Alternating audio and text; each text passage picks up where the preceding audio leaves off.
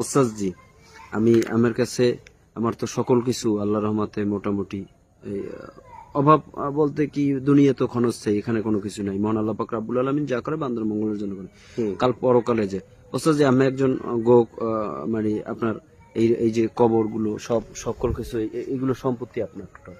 এই যে কবর, আপনি একজন কবরের আপনি কবর সম্পর্কে আপনি কিছু বলুন। কবর হইলো মুসলমানদের একটা পবিত্র জায়গা। যে যাও তত ভালো করে যাও, সে কবর তত শান্তিতে থাকবো। এই কবর কোনো মুসলমান যদি তার জায়গা জমির জন্য কবর যে কোনো অসুবিধা হয়, এখন হাজার লোকের কবর দেওয়ার জায়গা আমার আছে, তারা কবর দিতে পারবো, এর জন্য কোনো বিধিনিষেধ নাই। আচ্ছা ওস্তাদ জি, আমি বলেন আমি কি কি লেখাপড়া করছেন, আমি এডুকেশন ব্যাকগ্রাউন্ডটা বলুন। আমি গ্রাজুয়েশন নিয়েছি 1986 সাল, ঢাকা ইউনিভার্সিটি পড়তে গেছিলাম, টাকা পয়সা নিয়ে আর পড়তে পারিনি, চাকরি নিয়ে দিনাজপুর চলে গেছি। কোন সাবজেক্টে? বাংলাতে ঢাকাতে গেছিলাম, কিন্তু